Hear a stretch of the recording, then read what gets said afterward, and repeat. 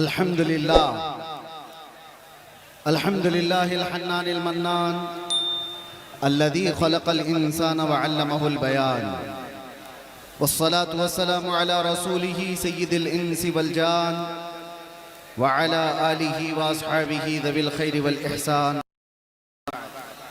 फ़अऊज़ु बिल्लाहि मिनश शैतानिर रजीम बिस्मिल्लाहिर रहमानिर रहीम मुहम्मदुर रसूलुल्लाह वल्लज़ीना मअहू अशिद्दाउ अलल कुफ़ारि रुहमाउ बैनहुम इला आखिरि हाज़िहिल आया सदक़ल्लाहु मौलाना अज़ीम। बारगाह रिसालत मुआब सल्लल्लाहु अलैहि वसल्लम में दुरूद पाक का हदिया पेश करें। अल्लाहुम्मा सल्लि अला सय्यिदिना मुहम्मदिन मअदनिल जूदि वल करम व आलिहि व अस्हाबिहिल किराम व इब्निहिल करीम व बारिक व सल्लिम सलातन दाइमतन सरमदन अबदा। इको बंद कर दो।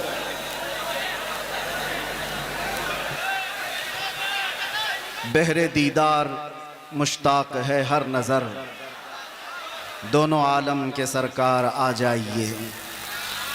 चांदनी रात है और पिछला पहर, दोनों आलम के सरकार आ जाइए।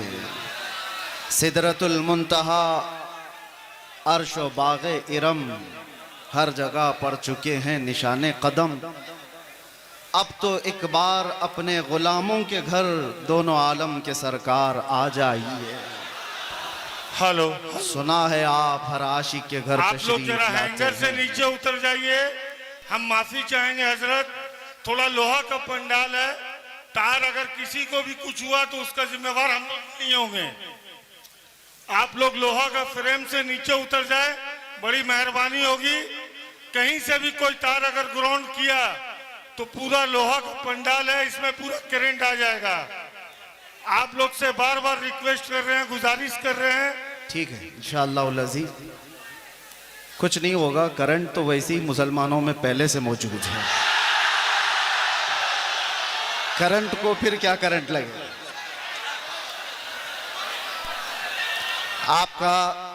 आपका जज्बा बरकरार रहे, तवज्जो चाहता हूं।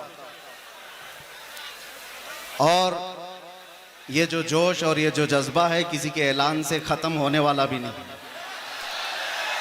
हमें पता है, हर दिन हम देखते आ रहे हैं, इसलिए कि दीवानगी और वो भी हुजूर पाक सल्लल्लाहु अलैहि वसल्लम के नाम पर हो। पूरी दुनिया अपनी ताकत जमा करके भी उस दीवानगी को रोक न सकी। 14 सदियां गुजर गई हैं, इस तूफान का रास्ता कोई रोक ना सका।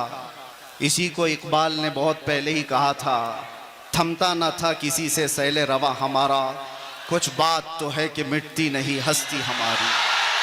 सदियों रहा है दुश्मन दौरे ज़मा हमारा। मेरे अजीज़ों, आज हम उर्से कायदे अहले सुन्नत में हाजिर हैं। आप हजरात जिस अंदाज से भी सुनना चाहें मैं सुनाता हूँ, खड़े होकर के, बैठ करके, सो करके, जिस तरह से भी है, और ख़ामोशी से या चीखते चिल्लाते, आपकी अपनी मर्ज़ी के मुताबिक। अब यहाँ पर किसी को क्या कहें कि बैठ जाओ, जगह हो तो बैठे, कहीं जगह है ही नहीं तो क्या बैठा है। इसलिए जो जहाँ खड़े हैं वहीं खड़े रहें। हाँ, इतना मैं कह सकता हूँ कि कुर्सी वाले कुर्सी छोड़ दें तो अच्छा होता है। हम भी बहरहाल एक बार दुरूद पाक पढ़ लें। अल्लाहुम्मा सल्लि अला सय्यिदिना मुहम्मदिन मअदनिल जूदि वल करम व आलिहि व अस्हाबिल किराम व इब्निहिल करीम व बारिक व सल्लिम। मैं बयान के लिए आ रहा था, उससे कबल ही मुझे बैठ जाइए।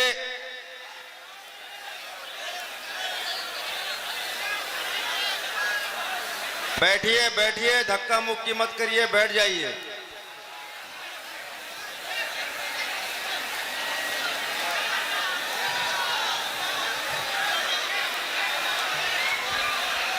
अरे भाई आप बैठिए तो, अरे अपने मेहमान की कद्र कीजिए, बैठ जाइए। आप मेहमान आपसे मुखातिब, बैठ जाइए, बैठिए, जल्दी कीजिए, 1 सेकंड में बैठ जाइए, जल्दी कीजिए।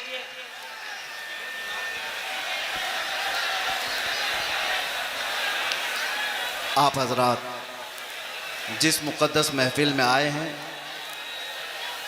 उसकी तरफ तवज्जो करते हुए, और ख़ास तौर पर ये मिंबर जो होता है ये मिंबर रसूल कहलाता है। मैं तमामी नौजवानों से कहता हूँ कि अदब अगर बरकरार नहीं है तो फिर इस तरह के जलसे में हाजिर होने का मतलब भी नहीं निकलता, वाह, कोई फ़ायदा नहीं होता है।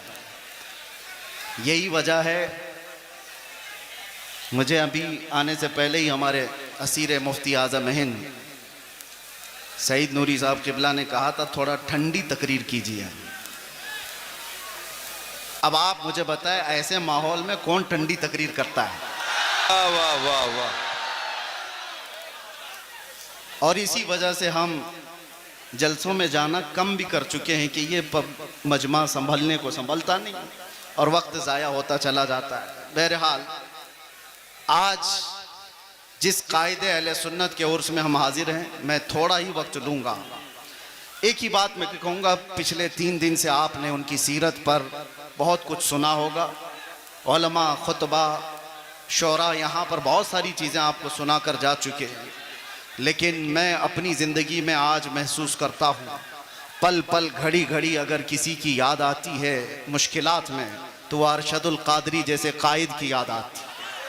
आज उम्मत को जिस कायद की ज़रूरत है वो अरशदुल कादरी जैसा कायद था, जो उलमा को मुत्तहिद करे, मरबूत करे, सियासत में हमारी क़ियादत को एक नाम तक पहुँचाए, हमारे मिली मसाइल को कमरे के अंदर बैठ कर के हल कर सके, वो एक दूसरे पर तीखे निशाने करने वालों पर जा कर के सुलह मुसालहत की बात कर सके। वो कायद आज हमें नज़र नहीं आता जो कायदे अहले सुन्नत के अंदर खूबियाँ थीं। हैरत होती है कि इतने तबलीगी दौर, इतने तबलीगी सफ़र करते हुए वो किताबें किस वक्त लिखते थे। उनके कलम में अल्लाह ने ऐसी बरकत रखी थी। एक बात मैं आपको बताता हूँ, अल्लाह ताला जिससे दीन की खिदमत लेता है उसकी ज़िंदगी के वक्त में अल्लाह बरकत देता है। वो थोड़े से वक्त में बहुत कुछ काम करके जाता है। आम लोगों से ये मुमकिन नहीं होता। अल्लामा अरशदुल कादरी अलैहि रहमत व रिज़वान ने जो एक क़ियादत का अच्छा चेहरा पेश किया, काश आज उम्मत को फिर से एक वैसा कायद मिल जाएगा। अहले सुन्नत व जमाअत के दरमियान एक ऐसा ऊंचा चेहरा जिसके जलजला और ज़ेरो ज़बर से पूरी दुनिया आज तक कांपती है, जिसका जवाब नहीं दिया जा सका है। आप जमशेदपुर वाले, जो नई नस्ल है, जो नए नौजवान हैं, यंगस्टर्स, जिन्होंने उस कायदे अहले सुन्नत को देखा नहीं है, आप आज की दुनिया में जी रहे हैं। तुम्हारी ये खुशबख्ती और सआदत की बात है कि पूरी दुनिया में जिसने अहले सुन्नत व जमात का दर्द लेकर के तबलीगी सफर किए वो तुम्हारी जमीन पर आराम कर रहा है, वो इसी जमशेदपुर में आराम कर रहा है।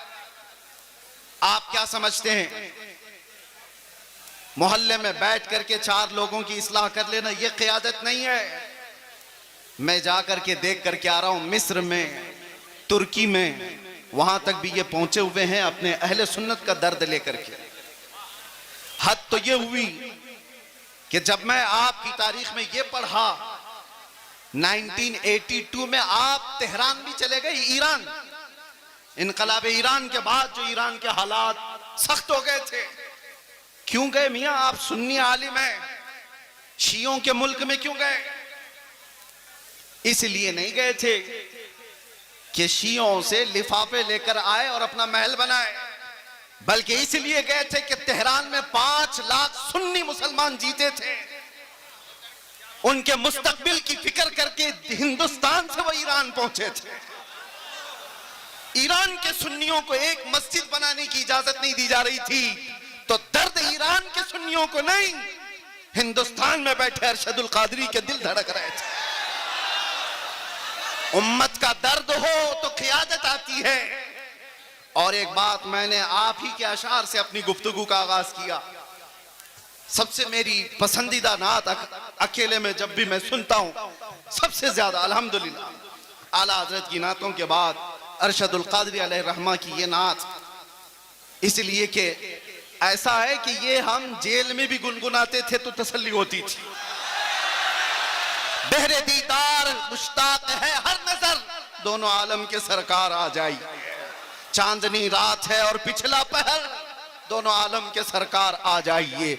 ये वो कहता है जिसका दिल बाराह रास मुस्तफा से जुड़ा हुआ होता है, जिसकी दिल की धड़कनें मेरे आका के इश्क में धड़क रही हो, वो इस तरह की तमन्नाएं करता है। और एक बात मैं आपको बताऊं, बहुत सारे लोगों को देख करके आप कंपेयर ना करना। जिसके सीने में सच्चा इश्क रसूल होगा, उसके दिल में ऑटोमेटिक उम्मत का दर्द भी होगा। ये लाजिम चीज है। जो नबी से बेपनाह मोहब्बत करता है, बाय डिफॉल्ट जिसको कहते हैं ना, ऑटोमेटिक उसके अंदर उम्मत की मोहब्बत और उम्मत का दर्द आ ही जाता है। वो ऐसा नहीं है, ऐसा नहीं है कि उम्मत को तोड़ने की बात कर रहा होता है और रसूलुल्लाह की सीरत बयान कर रहा होता है। झूठा होगा। नबी से मोहब्बत करने वाले की सबसे पहली अलामत बयान की गई है। मेरे आका ने खुद फरमाया, मल्लम यहतम बिअमरिना फलैसा मिन्ना। जो इस हाल में सुबह किया कि मेरी उम्मत का ख्याल नहीं किया, वो मेरी उम्मत में से नहीं है। हुजूर ने फरमाया, जो उम्मत मुस्तफा का ख्याल नहीं करता, हुजूर फरमाते हो मुझ में से नहीं है। और जो रसूलुल्लाह से मोहब्बत करता है, उसे उम्मत का दर्द सताता है, उम्मत का दर्द सताता है। अल्लामा अरशदुल कादरी रहमतुल्लाह ताला अलैह की जिंदगी को पढ़ो ऐ नौजवानों। कितनी जगहों पर वो सफर करते चले गए। उस जमाने में जब टेक्नोलॉजी इतने उरूज पर नहीं थी, असबाब इतने नहीं थे। आज हमें वक्त बचाने के लिए इतने पापड़ बेलने पड़ते हैं। मैं अपनी बात कर रहा हूं। मैं कहीं जा करके अपने सफर की दास्तानें नहीं सुनाने का कायल नहीं हूं, लेकिन फिर भी मैं आपको बताऊं कि सफर को बचा बचा करके वक्त के लिए आज हम इतनी कोशिश करते हैं, फिर भी अपने घर को वक्त नहीं दे पाते। अपने घर के लिए वक्त निकालना मुश्किल हो जाता है। जबकि आज प्लेनों का सफर करते हैं, इधर से बैठे उधर उतरे। और ये वो अशखास, वो नुफूस कुदसियां हैं जिन्होंने कई कई दिनों तक बसों के और ट्रेनों के सफर किए थे, और फिर भी उम्मत के दरमियान जाकर के खिदमत इस्लाम का वो हक अदा किया जो आज प्लेनों का सफर कर करके भी 100 लोग नहीं अदा कर सकते, नहीं कर सकते। वो दर्द था उम्मत का। मैं मेरे वालिद गिरामी रहमतुल्लाह ताला अलैह से अल्लामा अरशदुल कादिर रहमतुल्लाह अलैह के मुतालिक बहुत बचपन में सुना था, जब मेरी उम्र अभी मुश्किल से 7-8 साल रही होगी। उस वक्त से सुनते आए जब अभी मदरसे की दहलीज पर कदम भी नहीं रखे होंगे। हाँ, किस वजह से सुनते थे? वो कसरत से सरकार मुफ्ती आजम हिंद का और हुजूर हाफिज मिल्लत का जिक्र करते, और अल्लामा अरशदुल कादिर रहमतुल्लाह अलैह के मुतालिक बताया कि कर्नाटक की सरजमीन पर, कर्नाटक की सरजमीन आप ऐसा समझे कि आज के दौर में भी इल्मे दीन से शगफ रखने वाली उतनी वहां पर कौम आबाद नहीं है। आज भी ऐसे हालात हैं। उस जमाने में फरमाते थे, मेरे वालिद के एक खत लिखा था खाली, और उस खत की बुनियाद पर वो जानते भी नहीं थे हमें। आ गए स्टेशन पर आकर के पूछने लगे कि फला मौलाना ने खत लिखा था मुझे, मैं यहां आया हूं। पता पूछते हुए मस्जिद तक पहुंचे, और मुसलसल कई दिन तक वहां पर ये फरमाया करते थे, कई मस्जिदों के सिलसिले में फिक्र, कई मदरसों के मुतालिक फिक्र। और आज उनका एक दर्द मैं एक जुमले में बताता हूं, उलमा समझ जाएंगे, उलमा समझ जाएंगे। बड़े बड़े कायदीन, माफ करें मैं किसी को टॉन्ट नहीं करना चाहता, बड़े बड़े पीर बने, कुछ भी बने, उम्मत का दर्द नहीं है तो उनके लिए जुमला है। अल्लामा अरशदुल कादिर रहमतुल्लाह अलैह ने, और वो जिसके लिए कहा था वो भी कोई आम आदमी नहीं थे, वो अपने जमाने के बहुत बड़े खतीब थे, बहुत बड़े खतीब थे, जिनका तूती बोलता था हिंदुस्तान में। उसके बावजूद अल्लामा अरशदुल कादरी उनको खत में लिखते हैं कि उम्मत के हालात के सिलसिले में अगर आप खामोश रहे तो आपकी बेदारी के लिए मैं क्या कर सकता हूं। तो जुमला कितना प्यारा है, फरमाते, काश मुझे सूरे इसराफील मुस्तार मिल जाती फरमाते हैं इसराफील अलैहिस्सलाम की सूर मुझे उधार में मिल जाती, वो फूक फूक करके मैं हंगामा महशर बता कर देता, आपको बेदार करने के लिए। ये दर्द था मेरे अजीजों, दर्द था। आज जरूरत है इस भोली भाली उम्मत को इस तरह से ऐसी आवारा छोड़ने की बजाय इनके रास्ते तय किए जाए, इनके रास्ते तय किए जाए। मेरे अजीजों, जो हालात यहां पर बने हुए हैं उस सिलसिले में भी मैं आपसे कहूं, किस तरह के हालात बने। आज अगर अल्लामा अरशदुल कादरी होते तो ये चुप्पी और खामोशी तो नहीं होती। कम से कम मैं जो बोलना चाह रहा, हमारे उलमा जेलों में बंद हैं, उनके सिलसिले में आवाज कोई क्यों नहीं उठाता। बरेली शरीफ खानदान आला हजरत तौकीर रजा साहब आज तक अंदर हैं, और कमर गनी उस्मानी साहब 4 साल से अंदर हैं। किसी को डर लगता है तो अलग बात है कि इनके नाम ले लिए, उनके नाम ले लिए, हमारे लिए मामलात ना आ जाए। तो है तुम्हारी ऐसी सोच पर उम्मत मुस्तफा का वो हिस्सा है या नहीं, टुकड़ा है या नहीं। मेरे आका फरमाते हैं मसलुल मुमिनी का मसली जसदिन इज़ा इश्तका अदवन तुदाअ लहु साइरुल जसद बिस्सहरी वल हम्मा। मोमिन की मिसाल ऐसी है कि जैसे एक जिस्म के कई आज़ा, एक जिस्म के कई आज़ा, अगर बुखार आए तो हाथ में भी तकलीफ होगी, पैर में भी तकलीफ होगी, सर में भी दर्द होगा। मोमिन की मिसाल ऐसी है कि एक मोमिन को दर्द होगा तो सारे मोमिनों को दर्द होना चाहिए, बेशक सारे मोमिनों को दर्द होना चाहिए। मदरसे वाले, तंजीमों वाले, खानकाहों वाले ये सोच के बैठे हो कि अभी हमारी खानका पे थोड़ी ना कोई मसला आया है, वो जाता है तो जाए। अगर तुम्हारी ऐसी सोच है तो इंतजार करो, कल आपकी बारी है, कल आपकी बारी है। कितना बचना चाहोगे? जो सेक्युलर बन बन करके अपने आप को छुपाते थे, आज उनकी हालत ऐसी है, आज हालत ऐसी है, धोबी का कुत्ता, न घर का न घाट का। न वो इनके हो पाए न सुन्नियों के हो पाए। इसीलिए मुसलमानों, आज जो जरूरत है तुम्हारे अंदर, बाकी मैं किसी और को बेदार करने नहीं आया, बड़े बड़े लोग मौजूद हैं, बड़े बड़े लोग हैं, नौजवान जो मुझे सुनते हैं, उनसे अब एक ही बात कहता हूं, अब शायद तुम ढूंढते रह जाओ, दूसरा अरशदुल कादरी मिलेगा नहीं। वाह वाह, जो तुम्हारी क़ियादत करे। अरे हमें नहीं मिलता, तुम्हें क्या मिलेगा? सुभान अल्लाह। दर्द है, इसलिए बोल रहा हूं, दर्द है कि इन मामलात में, उम्मत के मामलात में, जो अपने घर से निकल करके हर जगह जाता था, वो कौन है आज? कौन है? मदारिस इस्लामिया पर कुछ आंच आए तो कोई बात करने वाला? सुभान अल्लाह। पिछले 1 साल से ज्यादा हो गया होगा, अल जामिअतुल अशरफिया मुबारकपुर, जो अजहरे हिंद कहलाता है, किस तरह की मुसीबतों से गुजर रहा है सारे उलमा को पता है, सारे उलमा जानते हैं। जामिया अशरफिया मुबारकपुर, जिसने हिंदुस्तान को बड़े बड़े कायदीन दिए, अल्लामा अरशदुल कादरी भी उसी के खोशाचीन है। आज अशरफिया के ऊपर क्या हालात हैं आपको पता नहीं है? उलमा तो जानते होंगे, हुकूमत की कैसी सख्तियां हैं, बिना तनख्वाह लिए हुए वो कई महीनों से वहां खिदमत कर रहे हैं, उनकी तनख्वाहें बंद कर दी गई, रोक दी गई। हमारे इन हालात पर अगर क़ियादत नहीं होती तो फिर किन हालात पर क़ियादत होगी? हालात, किन हालात पर क़ियादत होगी? मिंबरों पर एक दूसरे के अमामे खींचने पर। तवज्जो चाहता हूं, रईसुल कलम हमेशा ये चीज पसंद फरमाते थे कि उम्मत का दर्द रखने वाला कोई आलिम किसी खित्ते का हो, वो मेरे घर के बच्चों से ज्यादा अजीज है। उनका ये दर्द जो मैंने महसूस किया, आज अपनों के लिए अलग मसाइल, गैरों के लिए अलग मसाइल, ये नहीं था उनके घर।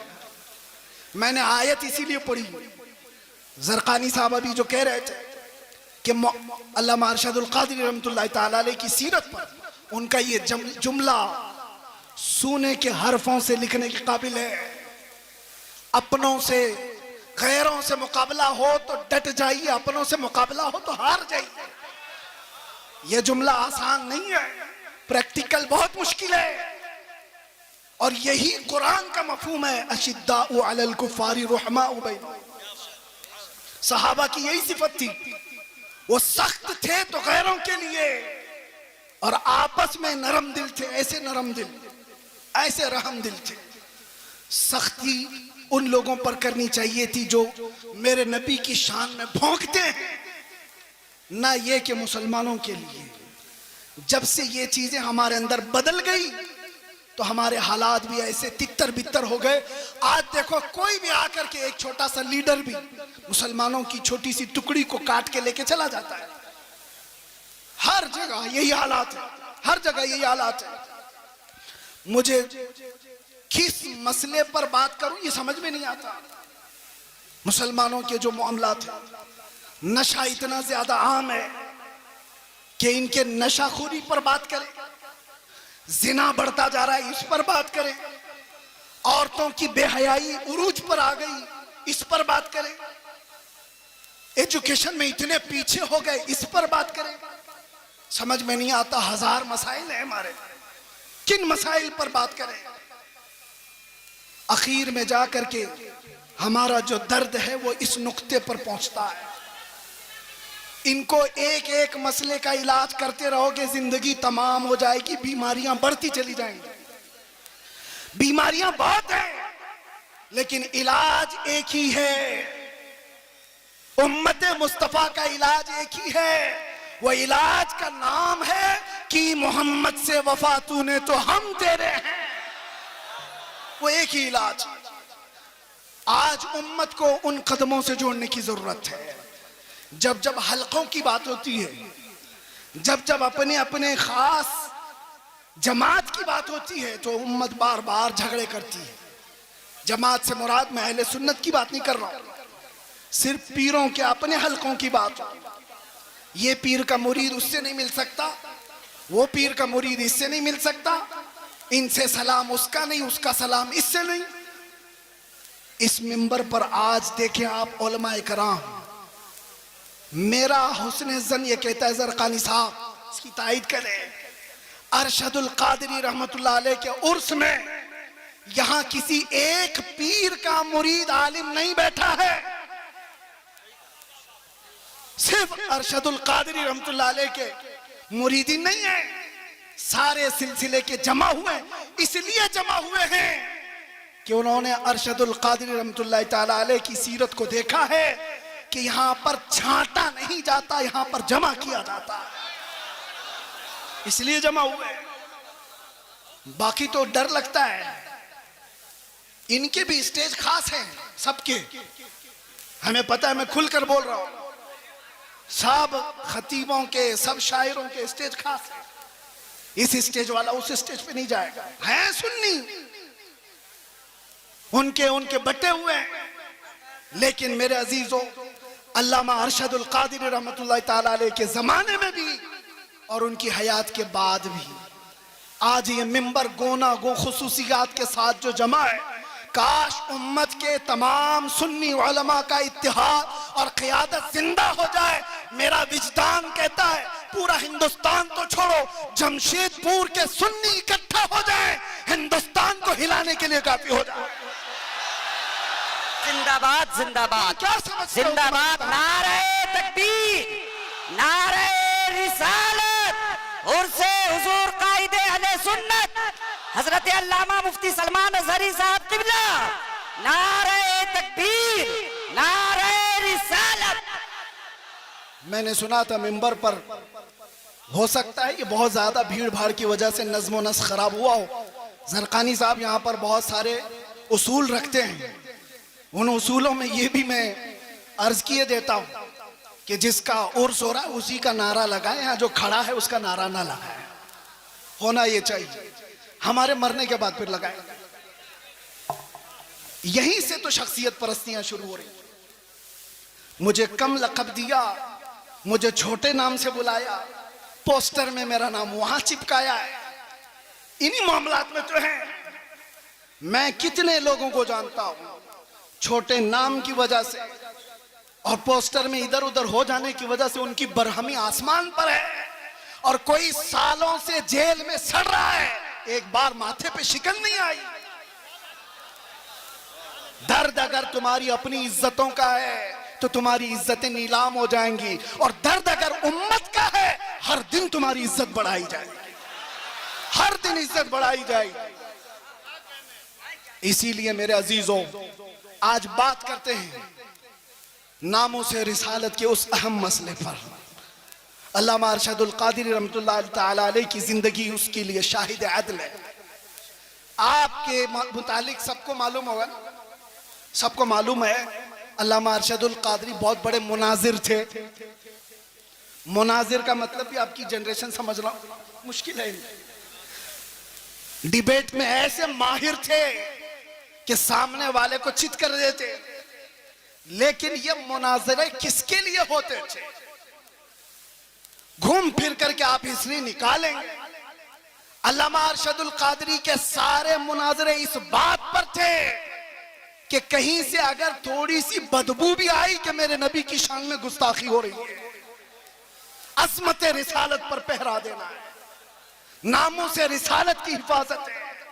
मुनाजरे इसलिए नहीं होते कि चमक जाएं, मुनाजरे इसलिए नहीं होते कि अपने नाम रोशन कर लें, मुनाजरे अज़मत रिसालत के दिफा के लिए हुआ करते थे, और वह हक अदा किया अल्लामा अरशदुल क़ादिरी रहमतुल्लाह अलैह। हक है। मैं जामिया अशरफिया मुबारकपुर में जब पढ़ने के ज़माने में था, मैंने सुना था अपने एक उस्ताद से कि हुजूर हाफिज मिल्लत के साथ अल्लामा सफ़र पर थे, अल्लामा अरशदुल क़ादिरी।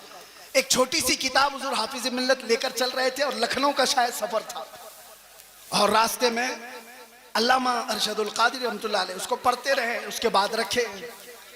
बाद में पहुंचने के बाद जिस साहब के घर पर मेहमान थे, हुजूर हाफिज मिल्लत भी वहां गए। पूछा कि मौलाना अरशदुल क़ादिरी किताब कहाँ है, वो जो साथ लेकर चले थे?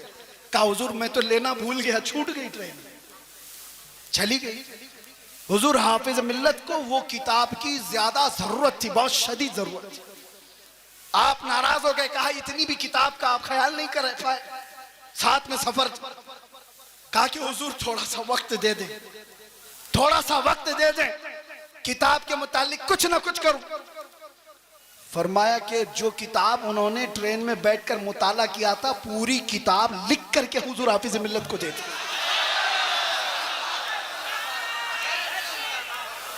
हो सकता है कुछ जुमले इधर उधर। माशाअल्लाह। कहा गजब की जहानत। अब यहां रुक करके भी मैं एक बात बताता हूं, कचरे लोगों के दिमाग इतने नहीं चलते। इश्क रसूल हो तो जहानत आसमान पर होती है। आला हजरत की जहानत को कोई पहुंच पाएगा? आला हजरत का दिमाग जो चलता था, 100 साल पहले लिखी हुई किताबें आज के लोग ऐनक लगा लगा कर नहीं पढ़ पाते। आला हजरत की जहानत किस बुनियाद पर थी? आला हजरत का भी दिमाग जो अर्शे औला तक पहुंचा था, वो इश्क रसूल की बुनियाद पर। जहां इश्क रसूल होगा वहां जहानत भी होगी, और जहां इश्क रसूल निकल जाता है तो फिर उसकी जहानत भी गटर में चली जाती है। वो कभी क्या करता है पता नहीं चलता। अल्लामा अरशदुल क़ादिरी रहमतुल्लाह तआला अलैह को अल्लाह ताला ने गजब की जहानत दी थी, हाफिजा मजबूत था। और जितने मुहद्दिसीन की आप तारीख पढ़ेंगे, उनका हाफिजा अगर मजबूत था तो इश्क रसूल की बुनियाद, इश्क रसूल की बुनियाद पर। इसलिए ऐ नौजवानों, आज कुछ हासिल करना है तो कुछ मुसीबतें तो हैं हमारे पास। मिसाल के तौर पर मैं बताऊं, कुछ भी कहने जाएं तो नौजवान कहते हैं हमसे हमारे उलमा सपोर्ट नहीं करते, हमारे उलमा सपोर्ट नहीं करते, हमारे अंदर जोश है, जज्बा है, उलमा चुप बिठा देते हैं। हम पढ़ना चाहते हैं, कारी साहब हमारा साथ नहीं देते। बहुत सारे मसाइल। लेकिन तुम क्या ये उज्र भी कयामत के दिन पेश कर सकते हो? मुझे बताओ, क्या तुम्हें अपने घर में तन्हा बैठ करके भी अपने नबी से कसरत से मोहब्बत करने के लिए भी कोई रोकता था? आज के इस दौर में कोई रोकता है तुम्हें? कयामत के दिन क्या उज्र पेश करोगे? छोड़ो इनके मामलात।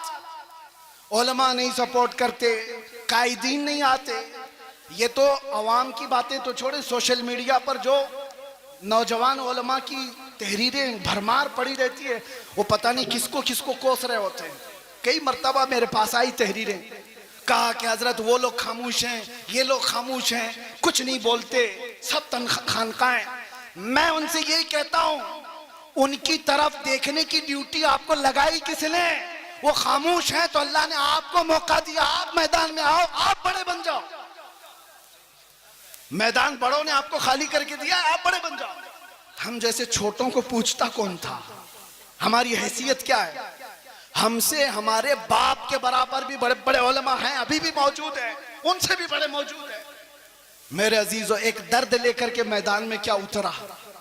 मैंने एक बार ही मुस्तफ़ा करीम सल्लल्लाहु अलैहि वसल्लम की नामूस के मुतालिक अपने जज्बात का इजहार किया था और फिर उसका असर देखा। 50 लोगों में बैठकर की हुई बात थी, रब्बे जुल जलाल ने पूरी दुनिया के चप्पे चप्पे में पहुंचाया। आज हमें हर एक की नजर के सामने बिठाया है। सबके सामने हमारी जो इज्जतें हैं वो इसलिए नहीं है कि मैं बहुत बड़ा तुर्रम का हूं, बहुत बड़े बादशाह का बेटा हूं या कोई सियासी नेता हूं। ये जो कुछ भी इज्जतें मिली हैं ये कदमे मुस्तफा की बरकत है। जब तक बिके न थे तो कोई पूछता न था, या रसूल अल्लाह तुमने खरीद कर हमें अनमोल कर दिया। आज दुनिया में ये मकाम देखा है, जो एक बार मुस्तफा की इज्जत की बात करता है, मौला दिल दिल में उसको बिठा रखता है। और फिर सोचो, जो अपनी जिंदगी हुजूर की मोहब्बत में फना कर देता है, तब जाकर के वो बरेली का इमाम अहमद रजा बनता है। बेशक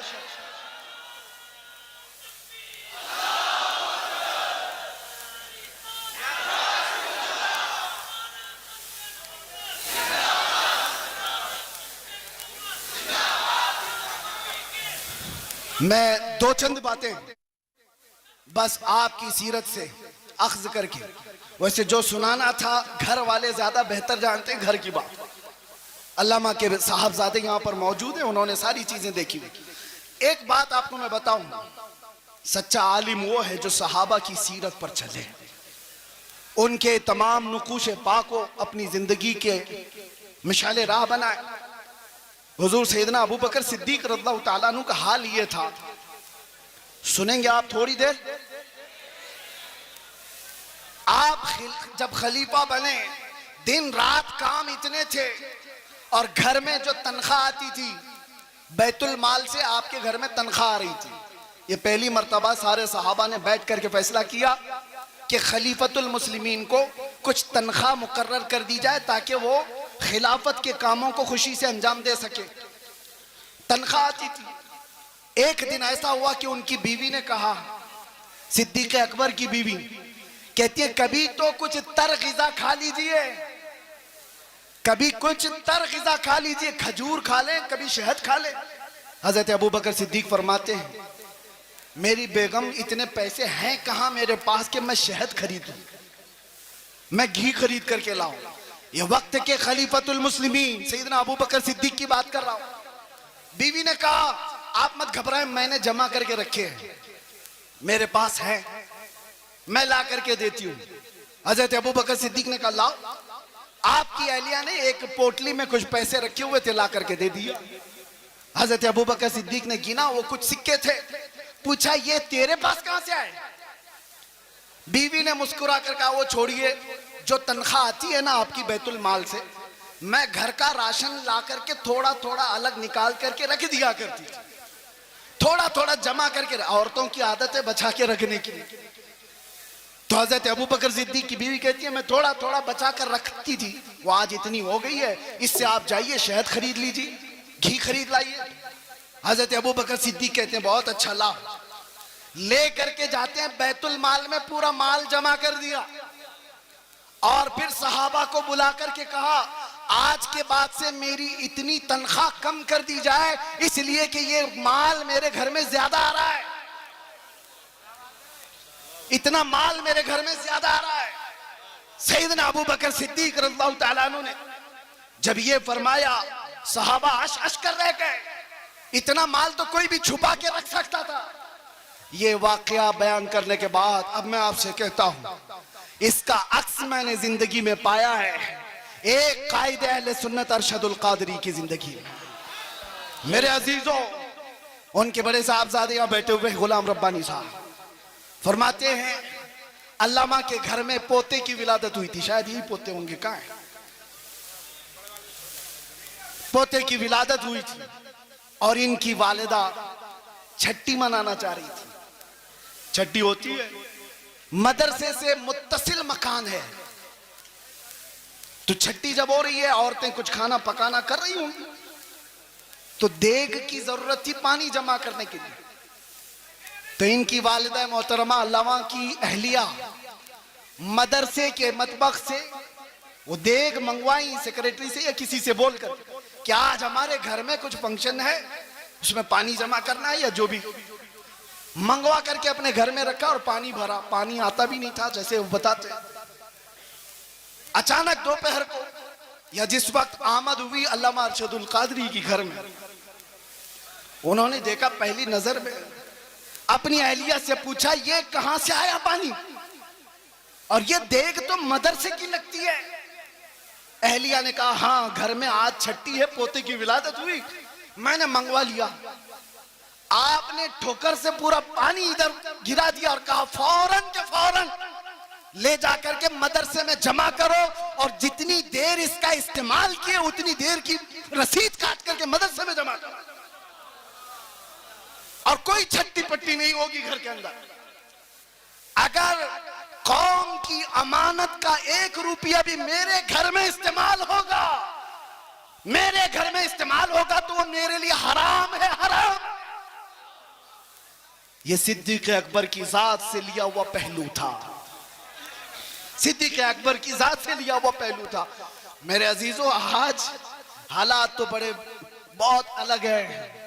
अब क्या बताएं, हम इस मैदान के आदमी हैं, ये स्टेजों की, और ये स्टेज और ये प्रोग्राम कितने कमर्शियल हो गए हमें पता है।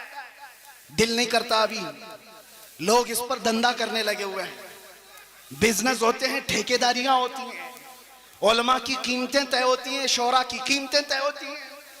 1 घंटा बयान करने का वो इतना लेगा, 1 नात पढ़ने का वो इतना लेगा, सारा कमर्शियल हो गया। और वो एक अरशदुल कादरी है, एक अरशदुल कादरी, कई दिन उनके घर में फाके चलते रहे। खुददारी ऐसी थी कि कभी घर की बात बाहर नहीं बताई, बाहर नहीं बताई, खुददारी ऐसी थी। और आप बताओ मौलाना लोगों, कोई भी हो, इंग्लैंड जाना, अमेरिका जाना, इनके सबके ख्वाब होते हैं। कौन नहीं जाना चाहता? अमेरिका चले जाएं, इंग्लैंड चले जाएं, यूरोप चले जाएं। और अल्लामा को उस जमाने में इंग्लैंड, अमेरिका, सारी दुनिया पर जाने के बहुत मौके फराहम हुए, एक बार नहीं कई बार। और उस वक्त मुझे बताओ, इंग्लैंड में, अमेरिका में या यूरोप में कोई एक बंदा ऐसा मिले जो ये कहे हमने अरशदुल कादरी की जेब भर दी थी? नहीं। जो उन्होंने वहां से लिया वहीं की जमीन पर कोई इदारा बनाया और वापस चले आए। ये क़ियादत थी। लंदन की सरजमीन पर उन्होंने पहला जब इदारा बनाया था, मुफक्किर इस्लाम अल्लामा कमरुज़्ज़मा खान आज़मी दामज़िल्लहुल आली हफ़िज़हुल्लाह व रआह अभी भी मौजूद हैं। अल्लामा अरशदुल कादरी की ज़ेर निगरानी कितने साल उन्होंने खिदमत की। वो खुद बयान फरमाते हैं कि वहां पर मस्जिद की जरूरत थी, एक चर्च बिक रहा था, तो चर्च के मुंतजिमीन उनके पास चले गए अल्लामा कि हमें बेच दीजिए। कोई हिम्मत करता है, और वहां के हालात अलग है।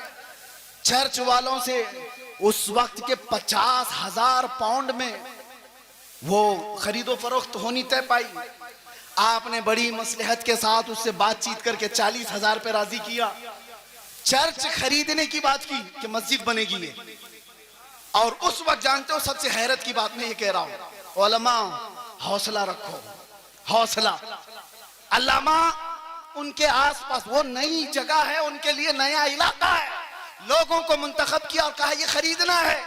और जो टोकन देना होता है शुरू में, आप क्या कहते हैं उसको, एडवांस, एडवांस देने के लिए उस वक्त अल्लामा साहब के पास जो पैसे थे वो सिर्फ 500 पाउंड थे और 40,000 पाउंड की खरीदारी करके आए। किसके भरोसे? उस अरशदुल कादरी का तवक्कुल भी वैसा ही था जैसा गरीब नवाज हिंदुस्तान आते वक्त तवक्कुल लेकर के आए।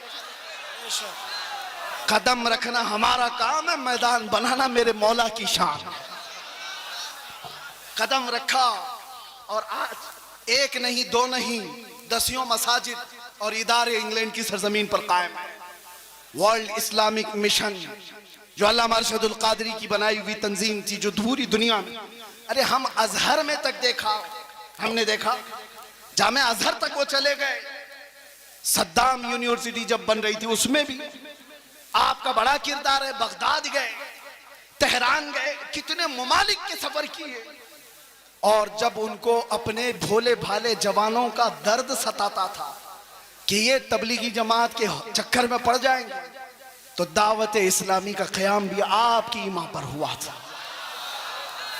अल्लामा अरशदुल कादरी रहमतुल्लाह तआला अलैह का।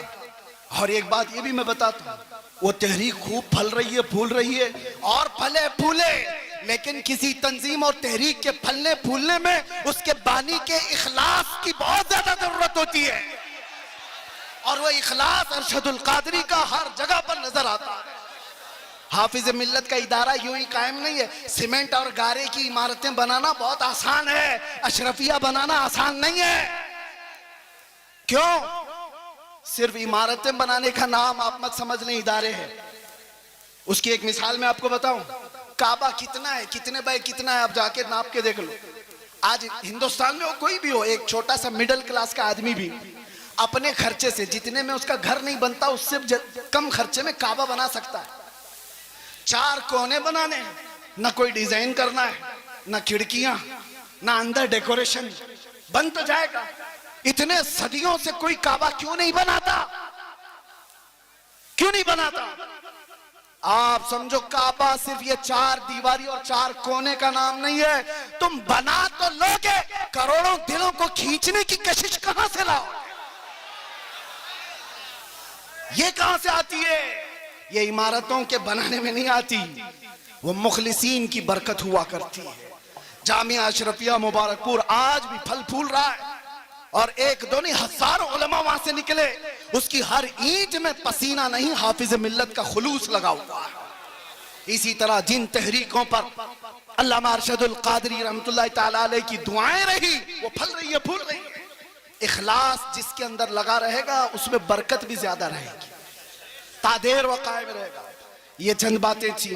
अब एक और बात उलमा के सिलसिले में। अल्लामा रहमतुल्लाह तआला अलैह, उनके इस्लाह का तरीका देखा।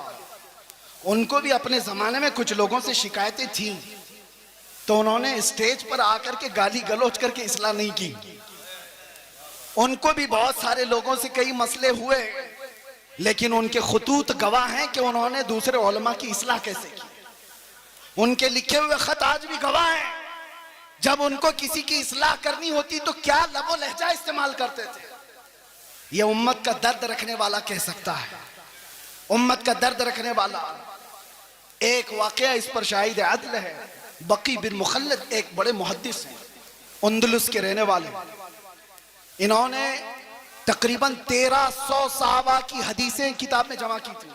मुस्नद बकी बिन मुखल्लद वो जाया हो गई। बकी बिन मुखल्लद का मैं एक बार आपको तस्करा सुना देता हूं, ताकि अब ये उलमा के लिए मसला है। इस जिम्मेदार स्टेज से मुझे एक पैगाम देना था। बकी बिन मुखल्लद को एक शौक था जिंदगी में, वो इमाम अहमद बिन हम्बल से मुलाकात का, उनसे हदीस सुनने का। तो अंदलुस से, स्पेन से चल करके निकले, पैदल चलते थे आप सफर में। तकरीबन 1.5 साल के बाद आप बगदाद पहुंचे थे। 1.5 साल सफर करके आए। कितने हजार किलोमीटर का सफर है अंदलुस से बगदाद। बगदाद आने के बाद पता चला कि इमाम अहमद बिन हम्बल को हुकूमत की पाबंदियां हैं, पुलिस का घेरा है, उनको बयान करने पर पाबंदी है। कभी ये वाकया पढ़ते हैं तो हमें पूरे हालात नजर आने लगते हैं। पाबंदी लगाई गई इमाम अहमद बिन हम्बल पर। बहुत बड़े मुहद्दिस इमाम अहमद बिन हम्बल कौन है? जिनको 5 लाख हदीसें रसूलुल्लाह की याद थी। वो इमाम अहमद बिन हंबल की बात कर रहा हूं। हुकूमत सख्त थी, आप पर पाबंदी थी, लेकिन बकी बिन मुखल्लद जिस वक्त आए बगदाद में, वो पूछते रहे इमाम अहमद बिन हंबल कहाँ रहते हैं। सब लोग डरने लग गए, उनका नाम लेने से ही डरने लगे। अरे किसका नाम ले लिया? हमारे ऊपर 19 केस लगाए हुए हैं, हमारा नाम कोई ले ले तो सामने वाला भी सोचता अरे इनका नाम क्यों ले लिया। एक तजुर्बे की बात बता रहा हूं, जिसके ऊपर हुकूमत की सख्तियां होती हैं वैसी कौम उसको दूर करने लगती है। उसके साथ ना बैठो, मेरे ऊपर भी केस हो जाएगा। बकी बिन मुखल्लद पूछते रहे, कोई बता नहीं रहा था। कुछ लोगों ने कहा, उन्होंने पूछा क्या कोई और मुहद्दिस हैं यहाँ पर जो हदीसें सुनाते हैं? कहा हाँ है ना। कहा कौन है? यहया बिन मुईन, वो भी पाए के मुहद्दिस थे। कहा बकी बिन मुखल्लद मैं जाता हूं उनसे हदीस सुनता हूं। वो एक मस्जिद में बैठे हदीसें सुना रहे थे। कौन? यहया बिन मुईन। और जब हदीसें बयान करने के बाद उन्होंने सवालात पूछने के लिए मौका दिया तो बकी बिन मुखल्लद ये खुद आगे बढ़ते हैं, कान में जाके पूछते हैं। तवज्जो, अब जो मेरे बयान करने का मकसद है, कान में जाकर यहया बिन मुईन से पूछते हैं क्या आप इमाम अहमद बिन हंबल को जानते हैं? क्योंकि सब लोग डर रहे थे उनका नाम लेते ही। हुकूमत की सख्ती है, पाबंदी है, अहमद बिन हंबल के घर के अतराफ पहरा लगा हुआ है, कोई नाम भी नहीं लेता था। तो बकी बिन मुखल्लद ने कान में जाकर पूछा यहया बिन मुईन से, क्या अहमद बिन हंबल को आप जानते हैं यहाँ इलाके में? आप जलाल में आ गए। वो ऐसा जलाल नहीं कि मेरे बराबर के आदमी के बारे में मुझसे क्यों पूछा, नहीं। कहा इधर आओ, कहां से आए हो? कहा अंदलुस से चल के आया हूं। कहा जो बात तुम पूछ रहे हो वो कान में पूछने की नहीं, मजमे आम में पूछो। अहमद बिन हंबल के बारे में कान में मत पूछो, पूरे मजमे में पूछो। कहा पूछो। उन्होंने बुलंद आवाज से पूछा इमाम अहमद बिन हंबल के बारे में जानते हैं? यहया बिन मुईन ने कहा बरजस्ता, हाँ मैं जानता हूं। इस वक्त वो रूए जमीन के सबसे अफजल तरीन आलिम है और मुझे उनकी फजीलत बयान करने में कोई दिक्कत नहीं है। ये कौन फरमाते? यहया बिन मुईन। और उसके बाद बकी बिन मुखल्लद पूछते हैं क्या आप इजाजत देते हैं कि मैं उनसे जाकर हदीस सुनूं? एक खुद मुहद्दिस हैं, वो उनसे पूछ रहे हैं मौलाना साहब आपसे आकर के कोई पूछे, मैं आपसे नहीं पढ़ना चाहता हूं, दूसरे मौलाना से पढ़ना चाहता हूं। भगा देगा, मुझे क्या समझ रखा है, मुझे कमतर समझा है। यहया बिन मुईन कहते हैं तुमने बेहतरीन फैसला किया है, मुझे भी वक्त मिले तो मैं अहमद बिन हंबल से हदीस सुनूं। ये है वक्त के मुआसिर उलमा के दरमियान मोहब्बत और एक दूसरे का एहसास। उसके बाद यहया बिन मुईन के दरबार से वो निकले। बकी बिन मुखल्लद पूछते हैं अहमद बिन हंबल कहाँ है? कहा उनके घर पर पुलिस का पहरा है। कैसे जाएंगे? दिखाए रास्ता। जब गए दरवाजे पर दस्तक दिया, इमाम अहमद बिन हंबल बाहर आए, जल्दी से अपना बता दिया, मैं इतने 1000 किलोमीटर का सफर करके आया हूं, आपसे कुछ हदीसें सुनने आया हूं। इमाम अहमद बिन हंबल ने कहा आज तो तू आ गया, कल तुझे पुलिस आने नहीं देगी। कहा उसका रास्ता मैंने बना लिया है। क्या बनाया? कहा रोजाना मैं एक कटोरी लेकर के आऊंगा भीख मांगने के लिए, दरवाजे पर दस्तक दूंगा, आप थोड़ी रोटी मेरे कटोरे में डाल देना और 4 हदीसें भी सुना देना। इमाम अहमद बिन हंबल की बारगाह में बकी बिन मुखल्लद कई महीनों तक इस तरह हदीसें सुनते रहे। इस वाक़े को बयान करने का मतलब ये है मेरे अजीजों, एक तरफ वो यहया बिन मुईन है, एक तरफ इमाम अहमद बिन हंबल, एक तरफ बकी बिन मुखल्लद। हदीसों में ये सब बड़े बड़े मुहद्दिस हैं। कोई किसी के अंदर ये एहसास नहीं है कि मैं इससे छोटा हो जाऊंगा, उससे बड़ा हो जाऊंगा। बकी बिन मुखल्लद चल करके हदीस सीखने आ रहे हैं। यहया बिन मुईन खुद बता रहे हैं कि जाओ इमाम अहमद बिन हंबल के पास। ये शान हमने देखी है सरकार मुफ्ती आजम हिंद में भी, ये शान हमने देखी है हुजूर हाफिज मिल्लत में भी, ये शान हमने देखी है अल्लामा अरशदुल कादरी की हयात। आज अगर नफसानियत से बाहर निकल आए तो आप में से कोई पीर साहब अगर ये कह दें तो बड़ी बात है आज के जमाने में कि जाए हमसे अफजल पीर हुए हैं उनसे बैत कर लो, बहुत मुश्किल है। बहरहाल ये सब मसाइल छोड़ दें। नौजवानों तुम्हारे लिए सिर्फ एक बात है, आज जिस तरह ये खाली खाली नजर आ रहे हैं उलमा के अपने मसाइल है, माशी मसाइल, हुकूमत की सख्तियाँ, और हम तो ठहरे ऐसी पागल कि आज पकड़े फिर कल पकड़े, पता नहीं क्या क्या हालात हों। लेकिन इन हालात में अल्लाह ताला तुम्हें तन्हा कभी नहीं छोड़ेगा। ये उम्मत मुस्तफ़ा को सुबह क़यामत तक रहना है, सुबह क़यामत तक ये आबाद रहेगी। टेंशन इस्लाम के ख़त्म होने का नहीं है। आपको डर ये नहीं पालना है कि कुरान ख़त्म हो जाएगा, इस्लाम ख़त्म हो जाएगा, कभी नहीं ख़त्म होगा। टेंशन इसका लेना है कि तुम्हारे अपने ईमान का क्या होगा। इस्लाम का कुछ नहीं होगा, कुरान का कुछ नहीं होगा, अल्लाह उनका मुहाफिज है। तुम्हारे अपने ईमान का क्या होगा। ये बहते हुए सैलाब में चले जाओगे या जोरदार आंधियों में तुम अपना ईमान बेच दोगे। आज के हालात इस बात का सवाल करते हैं नौजवानों, तुम अपना ईमान इतना कमजोर ना कर लो कि तुम्हें वक्त की दौलतमंद खरीद ले, तुम्हें कोई डर खरीद ले, तुम्हें कोई डरा धमका करके ईमान से दूर कर दे। इतना कमजोर ईमान मत पालो। अब हमारे पास कायदीन बार बार नहीं आएंगे, वाज़ो नसीहत करने वाले भी नहीं आएंगे। हो सकता है मदरसे आगे चल करके मुश्किलात का सामना करें। ये मिंबर की भी इज्जतें दाव पर लगी हुई हैं। आज ये सजा है, कल क्या पता।